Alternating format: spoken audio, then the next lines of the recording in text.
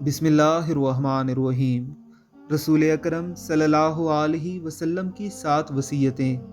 سیدنا ابو ذر غفاری فرماتے ہیں کہ میرے خلیل صلی اللہ علیہ وسلم نے مجھے 7 چیزوں کا حکم دیا: مساکین سے محبت کرنا، اپنے سے کم درجے کے لوگوں پر نظر کرنا اور اپنے سے اونچے درجے کے لوگوں کو نہ دیکھنا، مخالفت کے باوجود صلہ رحمی کرنا، کسی سے کسی چیز کا سوال نہ کرو، حق بات کہنا اگر وہ کڑوی ہی ہو، اللہ کے بارے میں کسی ملامت کرنے والے کی ملامت کی پرواہ نہ کرنا، کثرت سے لا حول ولا قوت الا باللہ کا ذکر کرنا، کیونکہ یہ عرش کے نیچے موجود خزانوں میں سے ایک ہے۔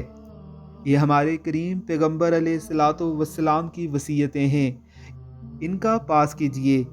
اللہ رب العزت کی ذات ہم سب کو توفیق عطا فرمائے، آمین ثم آمین۔